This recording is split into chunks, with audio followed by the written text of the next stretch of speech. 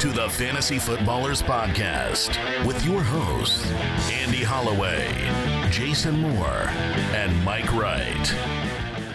Welcome to the show. We're back again, the Fantasy Footballers Podcast for Thursday, February. Oh, it's not Thursday. Tuesday, February 23rd. It starts with a T. 2016. Close enough. You could be listening to this on Thursday. After a couple of hard days of work, you just couldn't get away. Now you pop over to your podcast app and put on the Fantasy Footballers. And I'm glad you did, because we have a great show today. We've got our way too The people early, have demanded it. unconscionably early mock draft. Everyone loves mock drafts. Especially seals. Yes. He's clapping like a seal. Don't have wrist joints anymore. That's Jason Moore. I'm Andy Holloway. Oh, wait, who is Mike, the Fantasy Hitman Wright is here. NFL owner? Oh yeah, that it's was Ted Jim Thompson. Irsay. Ted Thompson. It was Ted Thompson. was it? Yeah, it was. That That was was on the with the Packers, funniest. where he didn't know how to clap. Yeah, you posted that on Twitter. That was so funny. Go look for that GIF. Yeah, look that up. All right, today we do have a way too early mock draft, a February 23rd mock draft. It'll be fun. It'll be fun to talk about players. Yes, free agency is still to come. The draft is still to come, and many changes will come to this draft board. But why not talk about some guys? That's really what a mock draft is about. It's about making decisions. It's about talking about players, and that's what we're going to do today. So stay tuned for that. It's coming up very shortly. If you want to get a hold of us, you can do so on Twitter at the FF Ballers, the website, thefantasyfootballers.com. You can also find us on Facebook. We're on YouTube as well. And on YouTube, you can also watch the show after the show, which we record right after the episode today. Jason just looked up the Ted Thompson. Yes, we will be posting this from our Twitter, so follow us at the I FF think we Ballers. will be on a schedule of probably posting that GIF once a month. Yeah, that's just so great. He doesn't know how to clap. Who claps like that? You just did. Well, I was making fun of myself, okay. so Okay. hopefully he's doing the same. So, That's not the face of a man who's making fun of anything. no. There's been some awkward things happening in the booths lately with Eli Manning and Ted Thompson. People don't – you get in there and it's like you don't know what you're doing. If you had Thompson and Eli cheering at the same time at that Super Bowl, Not bad. Exciting. So we have the NFL Combine's coming up. Starts on Friday. I think they're showing up today. So that's an exciting time for rookies. So we will talk a little bit about that after we see how that shakes out. Quick question for the day. We brought this up a little while back, or somebody brought up that we should figure out how our streaming quarterback recommendations did during the year. And just to contextualize that, every single week during the year, we made 3 separate streaming quarterback recommendations. Guys, you could get off of waivers each week. Exactly. For those of you that don't know what a streamer is. Yeah, somebody that you could probably sign in your league and start at quarterback. We're big proponents of drafting quarterbacks later and using your first picks on running backs and wide receivers or a more valuable position, because we feel like you can get really good value out of streamers. Last year you had Carson Palmer, you had Derek Carr, you had Blake Bortles, you had Cam Newton, Tom Brady. All those guys went really late, and they were really valuable. So we actually had a listener that decided to dig into the details. Now, we don't copy each other on our streaming recommendations each week because we want to give you 3 separate options, because your league, somebody might be signed, Kirk Cousins could be gone, and you need to go get Jameis Winston or something. So I'm going to go ahead and play his voicemail because he did the math and he deserves his time on the air. So here we go. Hey, what's up, guys? This is Jared from Vegas. I'm going to try to keep this short. I did some number crunching on your quarterback streamers. I don't know if I'm the only one that did this, but overall, you guys on average for the season drafted the streamed the 6th best quarterback in the league. That's your total points divided by the 3 of you. It's pretty good. Overall, you were 6th. 49% of your picks were QB1s. You had 2 weeks where no one drafted a QB1. You had 1 week where all 3 of you drafted or streamed a QB1. That was week 17. Individually, Andy streamed the 5th best quarterback all year. Mike streamed the 6th best quarterback all year. Jason streamed the 8th best quarterback all year, so you guys were all top 10. Andy streamed 10 QB1s at 59%. Jason, 8 QB1s at 47%. Mike, 7 QB1s at 41%. And as far as standard deviation, Jason was the best at consistency with a standard deviation about 4.5. Andy was second with just over 5.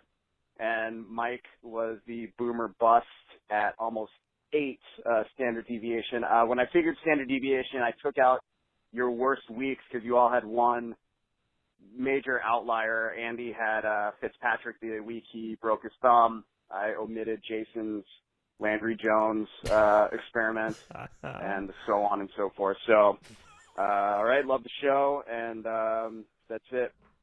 So, first of all, Jennings. thank you very much. Thank you very much for that. That's pretty neat to see. And so just, when you hear that, you basically could have streamed the 6th best quarterback and then had that first pick for a running back or wide receiver. And that's essentially if you don't even draft a quarterback, because we're finding these guys off of waivers every week. The idea when we draft is to get a guy, last year you were looking at Phillip Rivers, who you had for half of the year, who was really good, Mike. So, yeah, I mean, when you draft a quarterback high, you are wasting one of your picks. When you Potentially. Most likely. Obviously, if you use a pick on that guy you think is going to be the number one quarterback, and he turns out to be the number one quarterback, you probably didn't okay waste with your it. pick. Yeah. Maybe. Well, Maybe. that's why I say you didn't waste it. You didn't waste it, but you still could do better than that, because even though the guy finishes number one, week in, week out, he's not going to be number one every week, and you'll never sit The him. only way it's not a waste to me is those years where you took Andrew Luck in the 4th round, and he was clearly the number one, or the year people were taking Wilson, which even this year he finished a bit high, but they took Wilson slightly later than his value returned. I think if you spend a top 2 pick, 1st or 2nd round on a quarterback, you're not going to return your value for the points. Yeah, and so it's good to get it's nice to see some statistical foundation for that, because we talk about it all off season. And some people, it's not easier.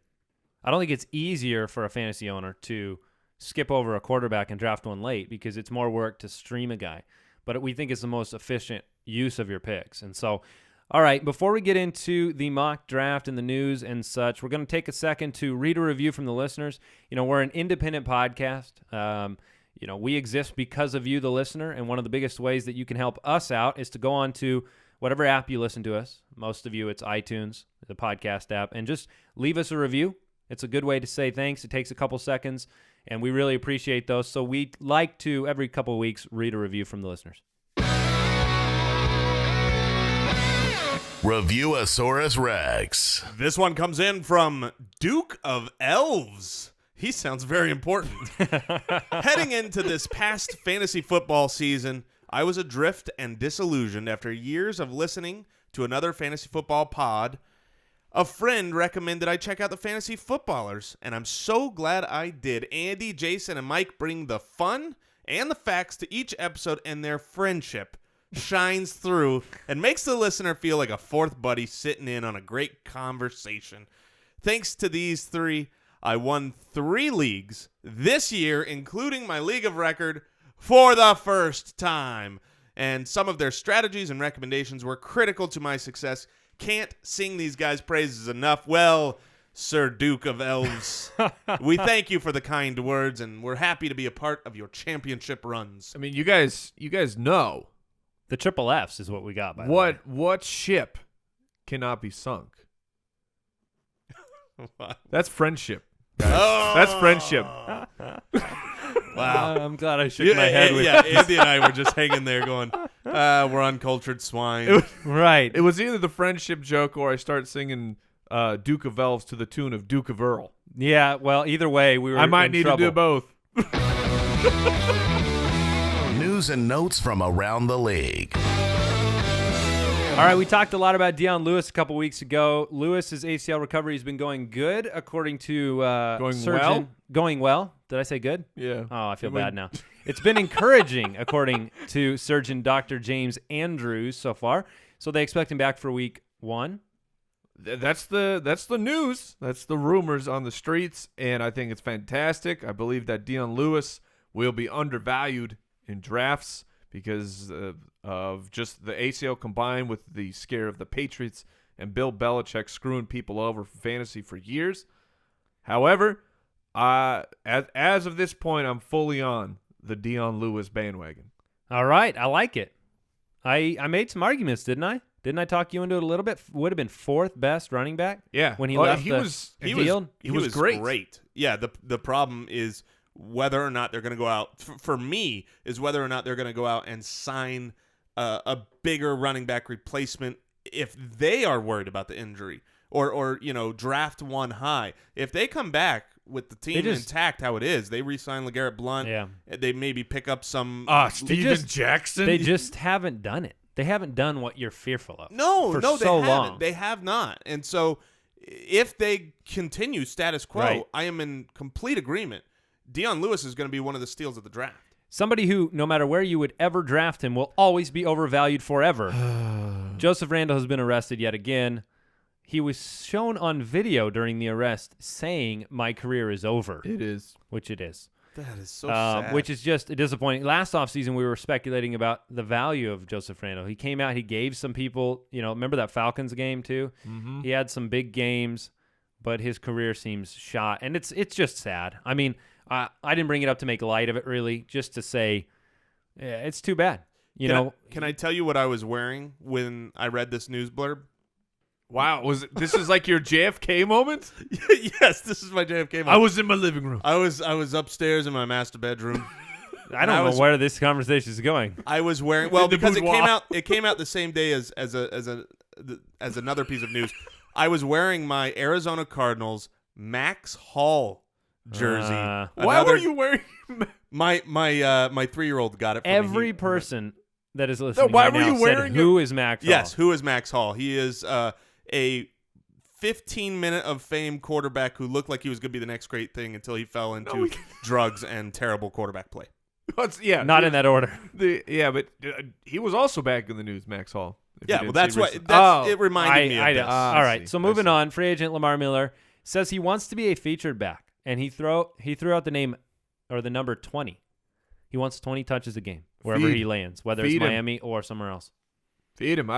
I like it. I like where his head is at, especially for fantasy purposes. That if he is saying that's what you like to see. Then wherever he's signed, we have to have the assumption that the team has told him, okay, we'll give you 20 touches a week.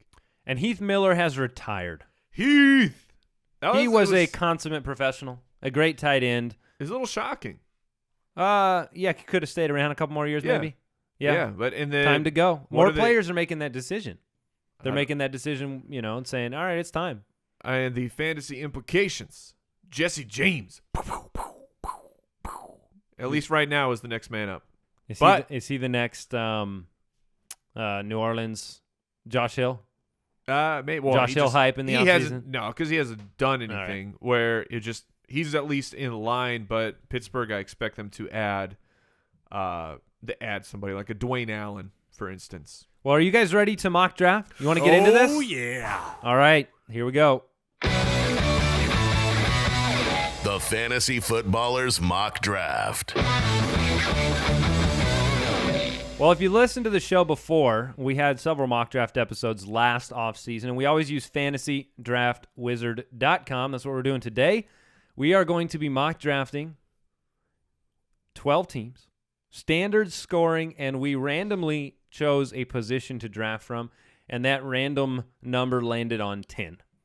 So we're drafting from the 10th spot, and we will be walking through here. And basically what we try to do is give you a look into our thinking and how we think about drafting and how we think about this specific mock draft. This will be very, very interesting to me because this is about as early as you can. Yeah, do this. We're pre-free agency and pre the NFL draft, so this is going to be This is the time where I would actually recommend for people to start getting in and mocking.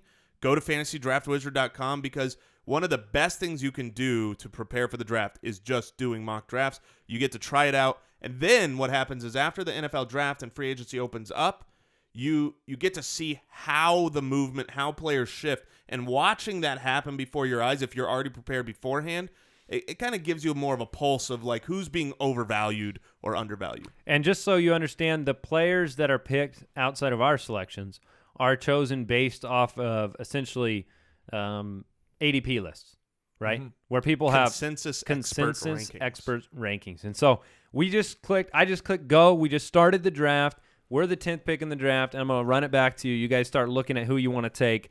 The first pick in this draft, which we may see a lot of, is Antonio Brown. Yeah, I have no problem with it. And the a question that we probably don't have an answer on here, it's just an interesting talking point, I think, is there's going to be a lot of drafts. Antonio Brown, number 1, Le'Veon Bell, number 2, or even flip those guys. Yep. And I can't think of the last time, or if ever this has happened, where it's two players from one team and they're 1 and 2. I mean, that's I'm not arguing against it. I just think it's gnarly. We did a mock, and we put our roster. We each individually did one. Oh, yeah. And we put our rosters up.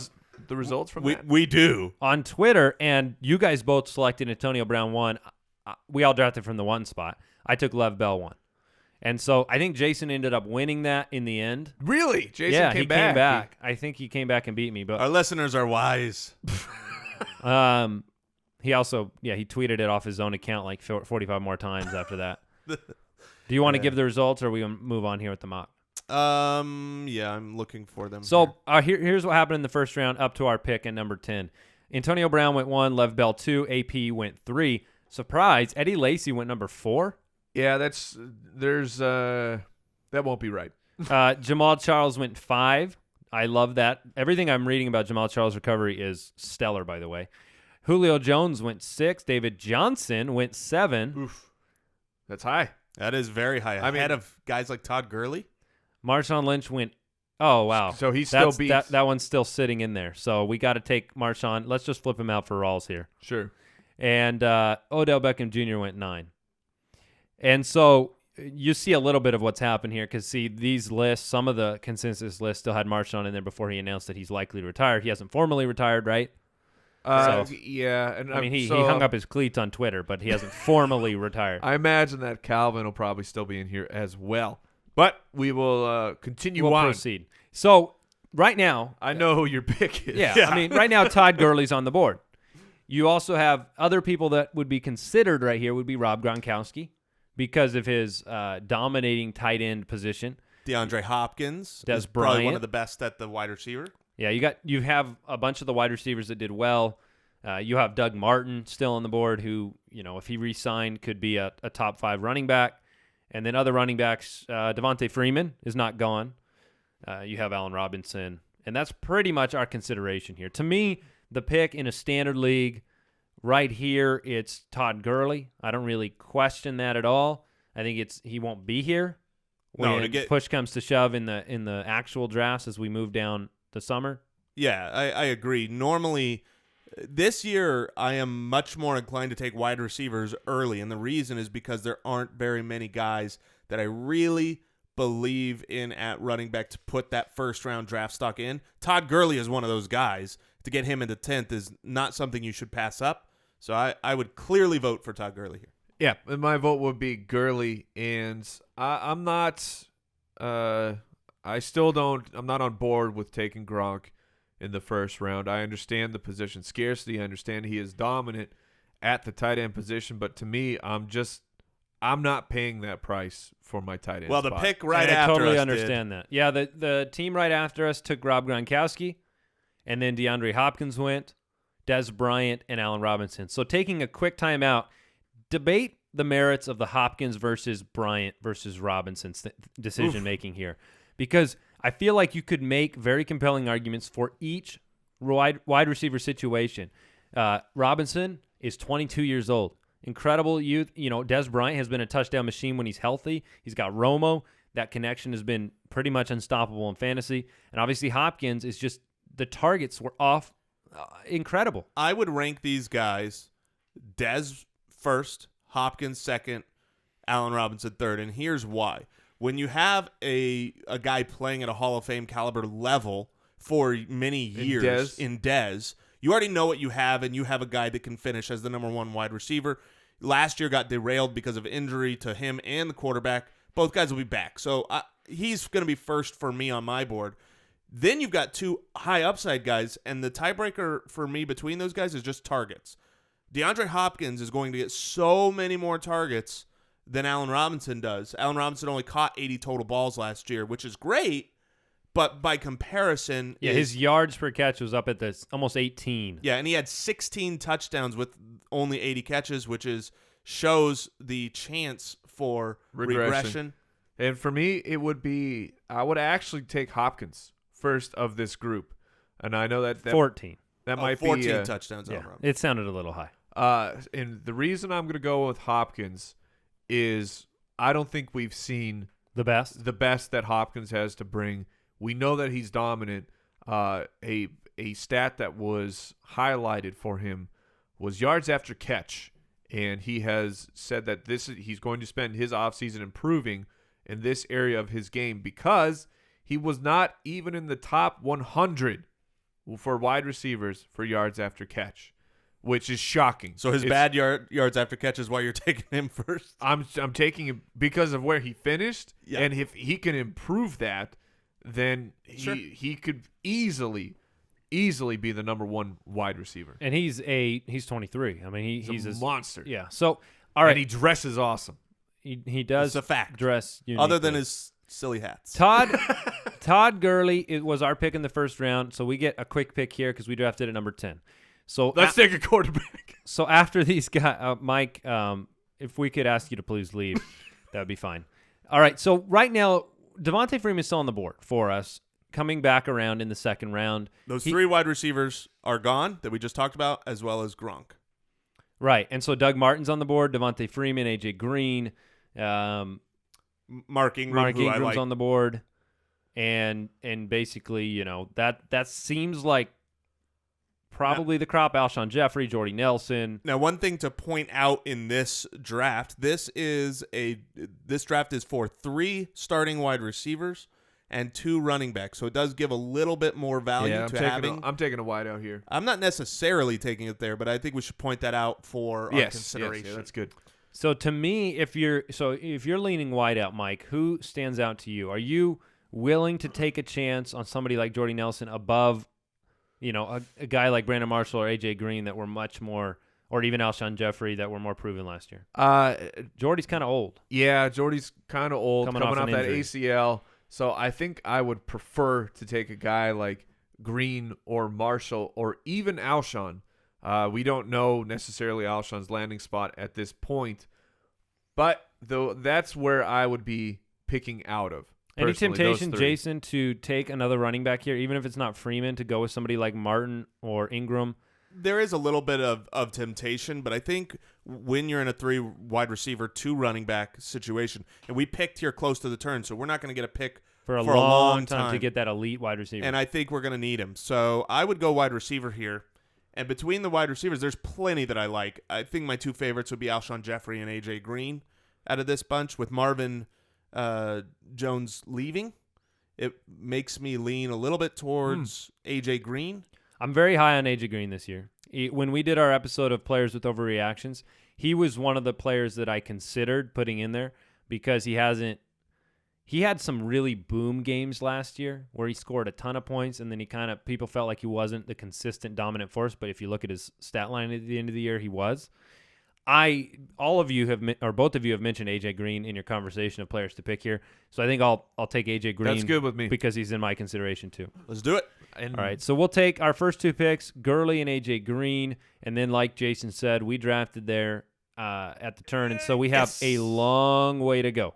Yeah. A long way to go. Now, one player that's on the board that has dropped tremendously down the board that we're going to have to debate is LeSean McCoy. So let me highlight some picks here. I'll do it quickly. I'm not going to read everyone off.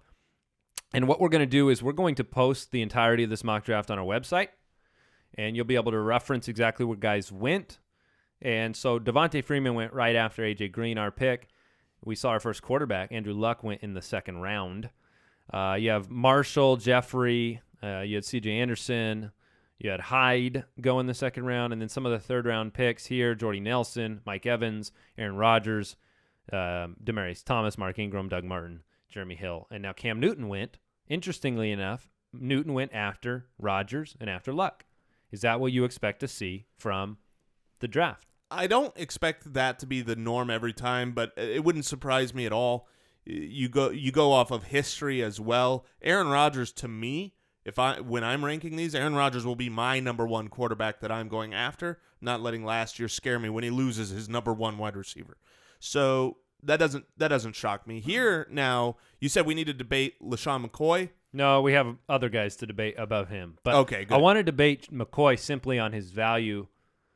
Maybe it's not worth doing because we see how everything shakes out, so it's just going to take place later. Yeah, well, it's at least worth talking about. Let's say, let's give him our own suspension because to me, a suspension will come no matter You what. think so? No matter what happens with the outcome of. So give him a game from the law. I was going to give him 2, but you want to go with 1? Yeah, give him 1 game. Okay, so we got a 1-game suspension right here. Looking at the board, the running back situation is thinning out for guys who I think are the upper tier of talent. Yeah, I would be drafting. We get to come around here in the 4th round real quick. I'd be drafting running back right here. I completely agree with that because I'm looking over at the wide receivers and I see several. I see about 5 guys who I love, and so you see. So I would take Shady McCoy here, and hoping that a Sammy Watkins, Cooper, Cooks, or Allen, and I'll even put Edelman in that group, make it back to me on this next turn. And Martavis Bryant, I think. Yeah, could be there and too. actually, man, I There's a personally lot hope. of but there's talent other running backs on the board without risk. You've got Lamar Miller, who would be T.J. record, Yeldon, Lamar Miller would be my pick here. Jeremy Langford would be Miller my pick. over Shady because of the How in the world do you suspension? take any of these guys over Over Jeremy Latavius Langford. Murray, who's on the board? Hey, Latavius Murray. If you think Murray is your guy, You know what I love about this is that people, for no reason, are so down on Latavius Murray this year. I can't wait to get Latavius Murray around later than this because I'm going to laugh all the way when he's an absolutely fine back. He was the number 6 back this year in total rushing and receiving yards, and he's being poo-pooed on. so But you anyways, don't want to take him here. You take Lamar Miller over I him? would take Lamar Miller. I think Lamar Miller is an elite running back talent who is looking for a team that's going to make him the bell cow. I think I'm starting to think more and more he's going to return to Miami, and if he does, with that, Will he get 20 touches in Miami? I don't think he's going to come back unless he has some kind of promise of touches. Why is Jeremy Langford not being considered here? This is the 3rd round. Jeremy Langford's the That's fair. starting running back for the Chicago Bears, and he's a multi-dimensional threat.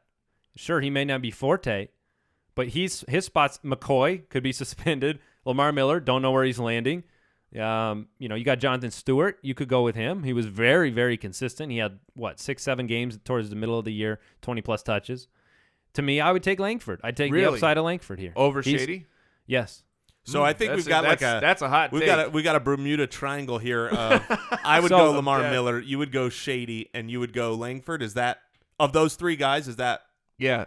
So how do we make that decision? I guess the champ makes the decision. Oh. We go Lamar Miller.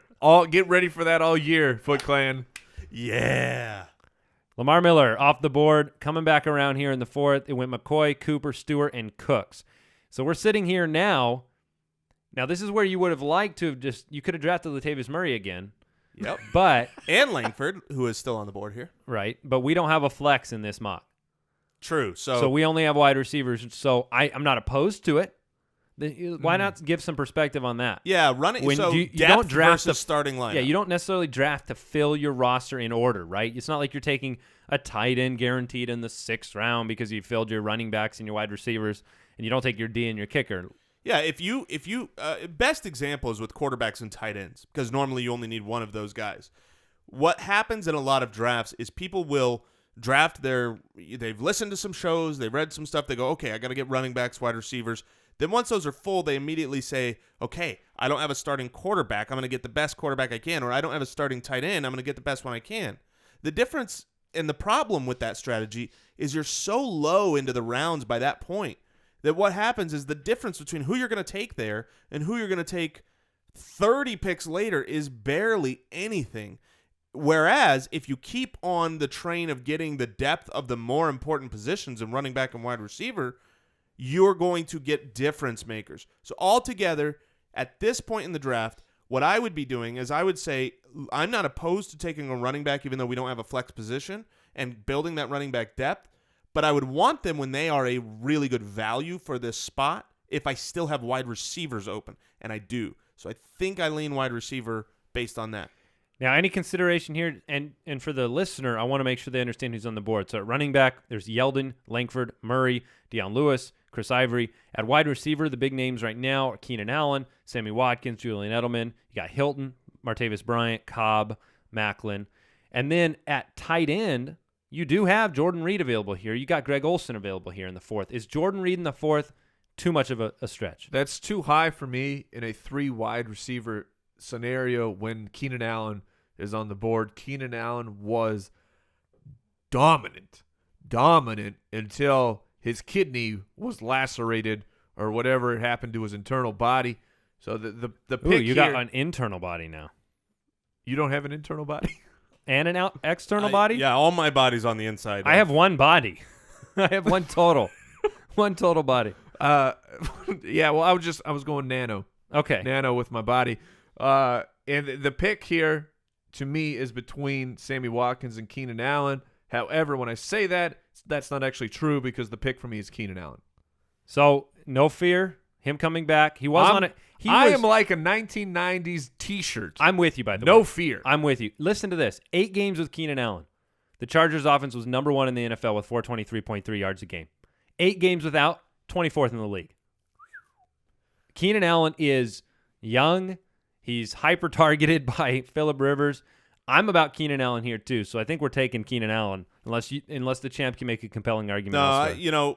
If this was my pick, I would probably go Watkins over Allen because of injury, but I don't have any problem going Allen over Watkins. They're both so similar to me. Because of injury? Because of Keenan Allen coming off of injury. Watkins was like a walking injury last year. Right. I'm just saying coming off of anytime that you miss half a season and you've got to come back, there's questions and rust and changes in the offense. All of those things that we haven't seen for half a year. I would just lean Watkins, where what we saw the last half of the year was Keenan Allen injured and Sammy Watkins going ham and being the third best wide receiver of the year. So I go Watkins, but here we can go Allen. We're sitting here in the 5th round, 10th pick. We have Gurley, Lamar Miller, A.J. Green, and Keenan Allen. Push comes to shove time is approaching. That being said, let me give you some 4th-round picks. Edelman, Cobb, Benjamin, Watkins, Hilton, Graham, Jimmy Graham in the 4th. Wow. Emmanuel Sanders, Martavis Bryant, and Brady. The Andre Johnson was the funny one.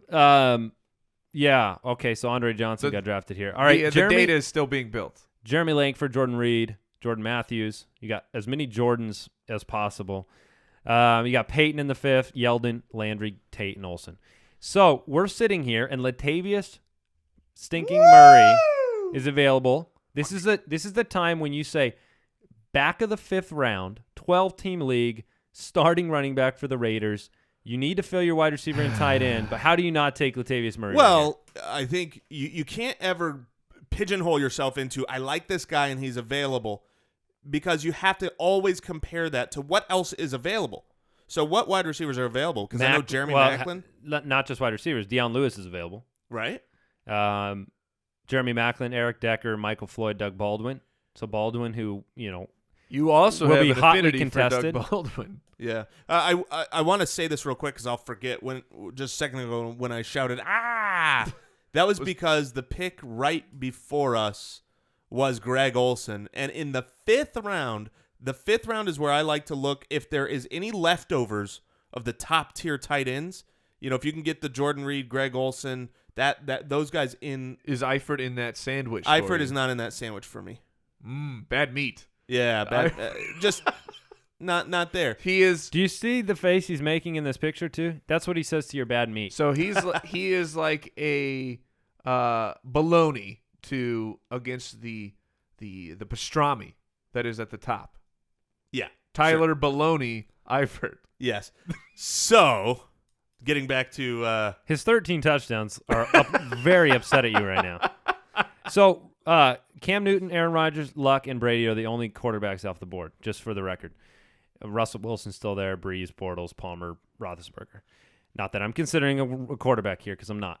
If I would take Latavius Murray here. That's who I would take. I would forego the third wide receiver spot, and I would actually select Latavius Murray myself. I feel like there is risk with Lamar Miller. I think we know there is. I think there is less with Gurley. But I would take, personally, I'd take Latavius Murray and strengthen the depth of my running back position in a standard league. That would be my selection. But I am all ears. I am 1/3 of this voting party. So if we're going to take a running back here, for me, it would be Dion Lewis over Latavius Murray. However, the data is still early, and this is when you can kind of take advantage of the system because he is not unsuspended yet. And his name is Josh Gordon, and he is an elite level wide receiver to me. So you'd take him right here? I would take him right here. I would not play the dance anymore. The risk of somebody else noticing that he's on the board. You don't want to wait for him to come around in the 6th? I'm fine. If you guys want to do that, but just I want to highlight Josh him Gordon right would here. be a great pick here. Josh Gordon would be a great pick. I agree. Every time you draft, you play that dance of I want to get the most value I can. Now, the one thing I would say is that we're near our own turn, so there's not that many picks between us. Yeah. That being said, if you're fine with Lewis and Murray, that's what I was going to say. Just if we take like Gordon both, now. Exactly. You spoke my brain. Yes, I take spoke Gordon his brain. because we got 2 running backs we still like for depth. And I agree truly, with that. if both of those guys go, we're still okay because there's only 2. That's the logic behind those type of turn picks. Where you have multiple options at running back you like. We might lose them both.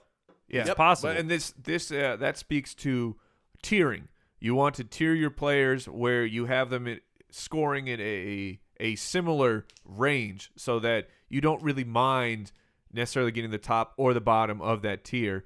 And to push your value, you want to get the last remaining player of that tier. All right, so I am fine moving forward with Gordon and rolling the dice. We have our running back spots filled, so we have some flexibility. I'll take Josh Gordon. After Gordon went Murray, Wilson, Ivory, and Floyd. That leaves Dion Lewis on the board. Interesting. When you look at A.J. Green, Keenan Allen, and Josh Gordon as your wide receiver core in a 12-team league, that's pretty good. It's amazing what Gordon's value late does to your receiver core in a draft like this. With Gurley and Miller, I do think we need to stabilize the running back core. Miller has had an up and down. We don't know where he's landing. So I would be really, really strongly recommending running back here. Yeah, well, Dion Lewis fell to us. It was kind of part of the draft strategy of our last pick. So I say we continue with that strategy. Nobody on the board makes me think All right, otherwise. Arian Foster it is, and I've selected Arian Foster. No, I have not. Dion Lewis is who I took. I'm sure I'll be taking Arian Foster somehow later on this summer. All right, Jeremy Maclin went right after him. Kelsey off the board in the 6th. Could be a value there. That's not bad. I think it's a good pick. You got Eifert, went 2 picks after Kelsey. Surprised? No, not at all. I'm surprised that there are a lot of people that are going to listen to us and say, why in the world are you guys disrespecting Tyler Eifert? He won me a championship last year. He dominated. Why no Gronk-like respect? The Gronk-like respect. Why no third round consideration for a guy like that? There's not Gronk-like respect. Simply because the yardage was so very low. He was a touchdown-dependent guy. Yeah, he sure got you. That's a touchdown. He got you a lot of them. Dependent position. It is. However, when you're talking like a guy like Gronk is not dependent on a touchdown. He can still get you 7 to 10 fantasy points per week without scoring. I put Jordan Reed and Greg Olsen in that same category. That's why he went in the first. That's why he went in the first. Right. You put Reed and Olsen in that category. Reed and Olsen both get a ton of targets. So even in a standard league, you don't bump Eifert up. No, the argument I'll make, which is counter to what I'm talking about, is Jason brought up the point of Marvin Jones leaving. Maybe Tyler Eifert gets even more involved between the 20s and isn't just the end zone guy. We talked about he lost 3 games off of those stat lines last year too. But we wouldn't want to be from injury. Right. He missed 3 games. I'm just was saying 3 including the one where he had the goose egg. His live action goose egg? Yeah. Not his. He was on the goose egg. field. No, it doesn't include that. So he played 13 games, and then one of them was a goose. So if he actually gets more involved in the offense of bumping up the yardage while maintaining his high touchdown possibility, then Eifert will be fantastic. Yeah, but we're not saying Eifert's bad. You wouldn't necessarily want to pair him with AJ Green. Not that that's the end of the world, but we've got him on our team, so that's another reason. Well, yeah, and he went in the 6th here in the middle. You got Breeze going off the board in this round. You have Steve Smith going off the board, coming back for Baltimore. Delanie Walker in the 7th. Devonta Adams. Walker there is interesting. I think Walker in the 7th could be a great value, but I think there are other guys like that too sitting there. Gary Barnidge is available. He went about, Gary Barnidge is going to get zero respect for what he did. I know. I completely understand. It was 1 year, and it's very late in his career. It seems like a total outlier. However, for me, where he's going to be drafted, Gary Barnidge had 80 catches and 1,000 yards. 9th, 10th round or so for Gary Barnidge, I will absolutely take that risk because there is basically no risk. Yeah, we'll see what happens when it comes back around. Ertz went in this round too. One of the things I would say on the tight end position, and speaking to what you said a minute ago about tiers, is to me, there are only 2 guys left on the board that I actually like at tight end in Julius Thomas and Gary Barnidge. Yep. After those 2, the field is I don't care. Give me any one of them with my third to last You'll figure it out on waivers. And I'll figure it out. Them. But that does mean I may be considering, not so much with this one because we're close to the turn, but with those 2 guys, I think we can probably get one of those guys with the next pick. So I this is where I would actually look for a middle of the draft tight end, which was not my strategy last year at all, because it's the end of a tier. So just pointing that out. So we're sitting here with the 10th pick of the 7th round. Our roster is Todd Gurley, Lamar Miller, AJ Green, Keenan Allen, Josh Gordon, and Dion Lewis. Now we're sitting here and we're looking at some upside flyers at running back. Guys like, Jay Ajayi, if Miller, we're drafting him and he's somewhere else. You got Melvin Gordon sitting here in the 7th round. You got Doug Baldwin, last year's Cinderella story in the second half of the season. Larry Fitzgerald, Devontae Parker. You got some starters potentially in Frank Gore and Matt Jones. And I think there are a lot of decisions to be made right here that, and then you could go Barnidge. Yeah, but between running back and wide receiver, you're both looking at upside potential depth for your bench. That means that the tiebreaker, since they're about the same in what's on the market, the tiebreaker to me is the fact that there are 3 wide receiver positions, and we already have 3 running backs for 2. So to me, I'm looking wide receiver here. I still think when you go high upside guy, Doug Baldwin is in that. He's not as sexy as a Tyler Lockett or some of those other guys, the Devontae Parker, because he's older. We had seen what he did for years. But you got to keep in mind, if he's on our bench and it turns out, he is as involved as what he showed when he was the number 1 wide receiver in the league from week 10 to 17, that would be my pick. I'm totally fine with a different wide receiver as well. And so, I'm completely good going Doug Baldwin here. We've filled out our starting roster of wide receivers. I don't feel like I'm taking Baldwin at an early range here where I'm locked in.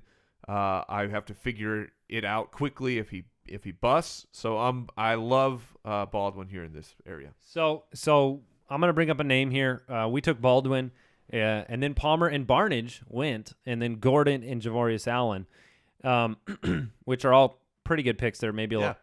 Palmer's still a value probably at the 8th round there. Yeah, probably.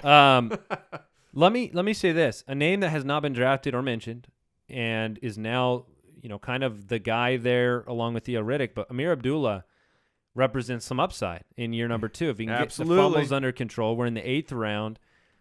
We just took our 4th wide receiver. We got 3 running backs, 4 wide receivers, no tight end, no quarterback, and a few bench spots left. And we're going to have to draft a little bit quicker here towards the back end of the draft, just giving you guys a heads up. But who are you considering somebody like Abdullah here, or are there just too many names on the board that you like above him? No, and Abdullah is in consideration for me. The other guy who is in full consideration for me, because I start doing the value dance we're getting to the area where other people might pick up on his scent because we're later in the draft. That is Devonta? Mr. Rodney Dangerfield of fantasy football because he is a small man. I get no respect. Danny Woodhead. RB1. The last 2 healthy years for Danny Woodhead, he has been an RB1 in standard and PPR formats. I want him on all of my teams. Wow. I can't do it. And that's exactly why I want him on my teams. This is the area where other people will start doing the I do it because I think, okay, maybe Melvin Gordon, this is the year he gets it together.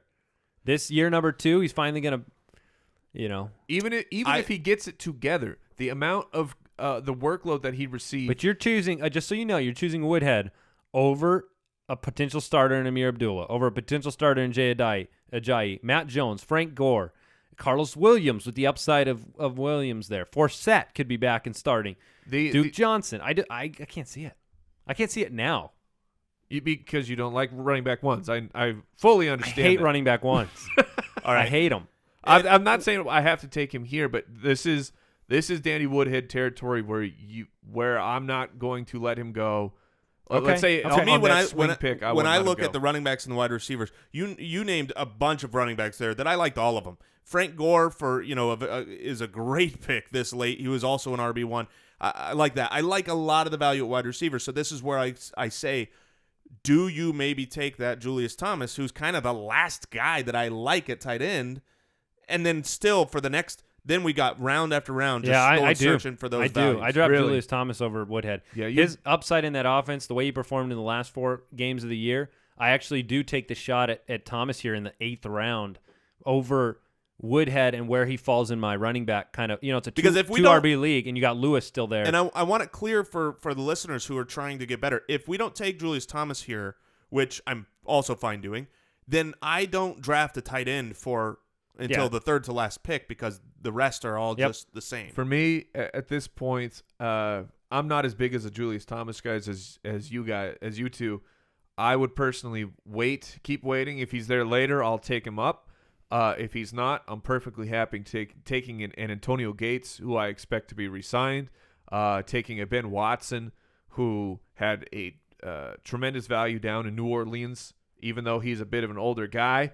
I'm fine waiting, but if I'm going to get outvoted here, then we'll go with Julius Thomas. You're going to get outvoted, but we're going to give you the next pick off the board. So you get final say on the next pick. So I will take Julius Thomas. We're going to float into the 9th round now. Names off the board: Arian Foster, Justin Forsett, Alfred Morris, Frank Gore, Matt Jones. A lot of the running back names: Ajayi, Ameer Abdullah. Pretty confident I know your pick. And so we come all the way back around to the 10th pick of the 9th round, and look who's sitting there grinning. It is Mr. Running Back the 1. Duke of Elves himself, Danny Woodhead. So I think we're going to go ahead and a good nickname for Danny Woodhead. The Duke of Elves. Duke of Elves. We'll just have to make sure people understand we got that from someone else. And so we took Danny Woodhead, so everybody's dreams came true there. He went as he, you said. My dreams at least. Look, you said he doesn't get respect, and look, you got him at the 10th pick of the 9th round. After him went Crowell, I think a great value in the 9th round. Rashad Jennings, a value in the 9th round. Duke Johnson and John Brown.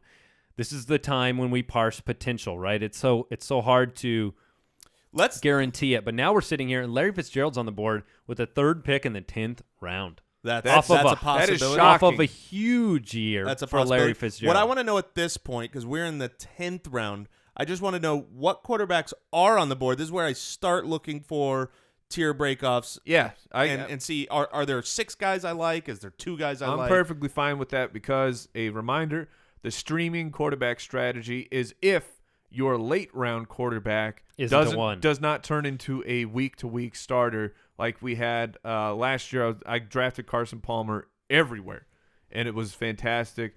So I'm okay in this 10th round starting to peak. Yeah, to peak so around here's the peak. The corner. Here's the peak. We've got Blake Bortles, who's a great value here for where he normally goes, but there's also still other really good guys. Eli Manning. That's 2 good guys. Andy Dalton, my personal favorite. I would love to pair him with our A.J. Green. Ooh, double stuff. Phillip Rivers is good. Andy has been high on Marcus Mariota coming in. There's also guys even later, Tyrod Taylor. And Mariota. Kirk Cousins. Mariota. Tyrod Taylor, Kirk Cousins. I feel like there's no reason to take a quarterback here. But for me, because of our roster, I'm looking at Andy Dalton as a guy I hope to get in a couple rounds if he's there. That's fair. 109 catches, 1,215 yards, 9 touchdowns is on the board right now. Is that Mr. Larry Fitzgerald? That's Larry Fitzgerald's line. That sounds good. Yeah, and to me, you have both Andy Dalton, Phillip Rivers, guys who were sat at number 1 for a while, or I don't know if maybe Rivers didn't make it all the way to number 1, but both of those guys were at the top of the quarterback rankings for some time, and they're both sitting there for us in the 10th round. So I want to go Larry Fitzgerald here. Yep. All right, Larry Fitzgerald is the pick. That leaves us 2 bench spots, a quarterback and our D and kicker. Coming back around to the 11th round, Charles Sims just went before us, Bilal Powell, Matt Ryan. Ooh, I like that Sims pick. Yeah, I do too. In almost the 12th round, my goodness, in a 12 team. So quarterbacks on the board, Eli Manning, Andy Dalton, Phillip Rivers, Mariota, with just those and 4, Kirk Cousins. With just those 4 or 5, I'm fine waiting another round. One more round. Yep. So in that Let's case, take a look at wide receivers. We are going Tyler Lockett on the board, Kevin White, Kevin White, dude. Flyer I for love Kevin White. You got Lockett Theo Riddick. If you like Danny Woodhead, how do you not like Theo Riddick, Mike? You're speaking my language. I like Theo Riddick a lot. I feel like our running backs are done. Personally. Okay, Really? that's fine. Well, just because we're in a 3 wide receiver, And 2 we got running back, 4 no of them? flex. So we only need 2 running backs. We got 4 okay, good that's guys. very fair. So Very Lockett fair. or Kevin White? Lockett or Kevin White? Let's make a pick here. We got to go quicker. So, but we already have Baldwin. Give me Kevin White. I'm gonna fly. Yeah, I'm gonna give me fly with Kevin White. We already have Baldwin. Do you believe that Seattle is going to be the high-flying 2 relevant wide receiver team the entirety of 2016? Possible. It's very possible. I think. I don't think they are. But here's Kevin White or wait, or take a Dalton now if you like Dalton, or Eli Manning and wait. You make. I would say that it's very tempting to just grab Dalton and pair him with AJ Green because there are multiple guys we like that I'm fine with either one of. Honestly, Mike, you make the pick. Honestly, I would take Andy Dalton. Yeah, let's do it. All right, so Andy Dalton The Red is our Rifle. pick.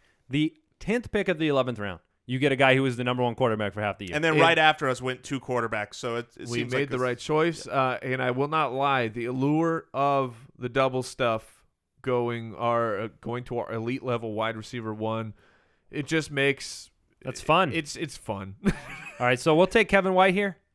Coming back Kevin around. White is still Yeah. on the board. Eli Manning, Phillip Rivers, Kevin Diggs, White and is there. D-Well went. So we'll take Kevin White. And if you don't remember who Kevin White is, because he didn't play a snap, he was essentially people were arguing coming into last year, is it Amari Cooper, is it Kevin White? Who's the better wide receiver? People felt like Amari Cooper was more ready, but Kevin White was the more talented guy. Yeah, Well, more upside. And to be clear, like Kevin White, he's not going to be there that late. We're still very early in the process, so you got to take it with the salty grains. All right, the final pick in our draft, I'm going to leave the D and kicker off here, but we'll draft them. We'll post the whole draft on the website, thefantasyfootballers.com. You can review it, check it out. Tell us where we made ridiculously bad picks.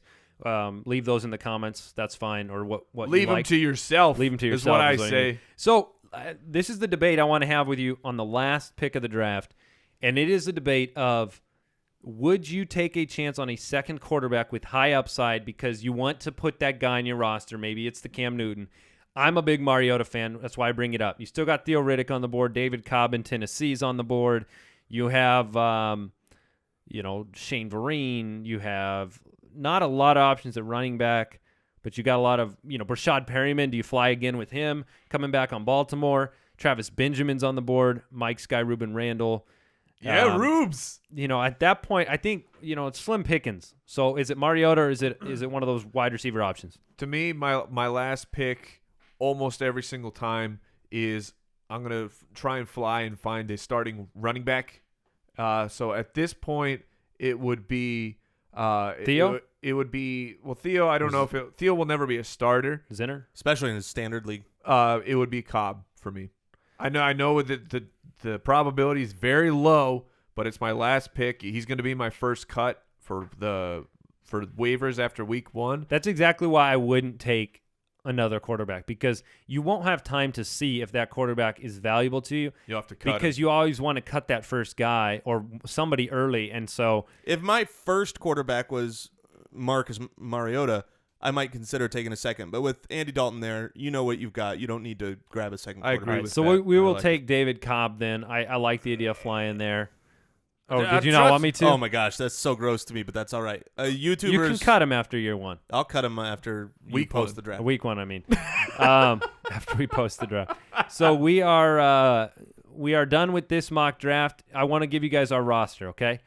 At quarterback, the Red Rocket himself, Andy Dalton. We've got running backs of Gurley, Lamar Miller, and then depth with Deion Lewis, Danny Woodhead, and David Cobb, the 3 Ds, as we call them. The wide receivers, A.J. Green, Keenan Allen, Josh Gordon, Doug Baldwin, Larry Fitzgerald, and Kevin White. Those wide receivers. That is delicious. And then we've got Julius Thomas at tight end, which I like the upside with consistency there from Thomas. I'm pretty happy with him where we got him. And then we've got I drafted our defense, the Panthers, and our kicker Santos from Kansas City. So That'll work. we will post this, as I said. I do want to take just a couple seconds, get into the mailbag, answer a couple listener questions. If you have a question for us, you can go to the website, click on the Submit a Question button. It's thefantasyfootballers.com, or dial our voicemail number, 302-464-TFFB, and we'll put those on the show. Let's go ahead and answer a couple. Mailbag.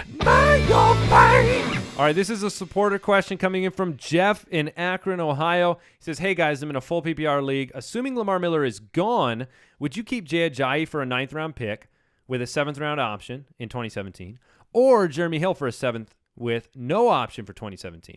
Thank you very much. Please answer this on the show, which we're going to do right now. So, he also has a hashtag Foot Clan title in there. Oh, Very congratulations, nice. So he Jeff. took congrats on your title last year. My name is Jeff. So, if Lamar Miller's gone, I would do the subtle. Ajayi keep. If Lamar Miller, because he said, assuming Lamar Miller's gone, he's asking that question, I would actually do the Ajayi keep. I think that also comes with the assumption then that they don't draft a high running back pick. So if no other, You guys aren't scared of Jonas Gray? No. Yeah, and I agree with you, Andy. I would as well. If Lamar Miller's gone Shades of no. and they don't spend a high draft pick on a running back, then Ajayi is capable of being a very good back, and you get him for 2 years, and you get him at a better value. Keep that 7th-round pick. I completely agree. If they don't bring Miller back, that's a strong endorsement for Ajayi for at least a few years. We know he fell in the draft over health concerns over his knee for long term, but it sounded at least like he would still have 4 or 5 years before everything went completely south. And for a 9th over Hill in the 7th, I think the upside is greater for Ajayi, where Jeremy Hill, we've seen he'll probably be hamstrung by Gio, as long if Gio can play like he did last year. All right, this next question comes in from Darren in the Great White North. He says, A.J. Green, Demaryius Thomas, Keenan Allen, Kevin Benjamin, Julian Edelman. Kevin? What did I say? Kevin Kelvin Benjamin, Julian Edelman, and Jeremy Langford. Pick 3 of those guys. Those are some wide receivers. He's got quite the core here. Wow. It would be He must really work helpful. It'd be really helpful for this group to know whether or not it's a PPR league or not. Keenan Allen and Julian Edelman and PPRs are must keeps for sure. I'm going to hold on to Jeremy Langford here. Just because it's a 3-keeper league, and I think you're going to want one of the running backs. He's worth, a 3rd-round pick. So I would keep him. If it is PPR, I would have to have Julian Edelman in there. And then I would go A.J. Green. Okay. I'm going to go A.J. Green, Keenan Allen, Julian Edelman. And let me see here. It's I'm tough. I'm also okay if you want to take the risk of Langford over I would go Edelman. Green, Allen, Langford myself. Yeah, So I can back that. back that thing up. All right. That is it for today's episode. Hope you enjoyed our, again, unconscionably early mock draft. It's very fun. Never too early. It's fun to Andy. do. You saw some things that were in there that'll never be in there, like Andre Johnson getting drafted. Post your own. Do a mock and post it. Fantasy Sure Draft thing. Wizard. And we'll post it on the website. And that's fantasydraftwizard.com. You can mock in minutes. It's fantastic. And over the course of the offseason, it'll update. It'll get better pretty quick. Yeah, as the ADPs change, as the expert consensus changes. But thanks for listening to the show. Stay tuned for the show after the show. Go on to YouTube if you want to watch that, and visit us on Twitter at the FF Ballers. We will be back on Thursday this week. It'll actually be Thursday then. And then the combine will start on Friday. And the combine will start. All right, see you guys. Thank you for listening to another episode of the Fantasy Footballers Podcast. Join our fantasy football community on jointhefoot.com and follow us on Twitter at the FF Ballers.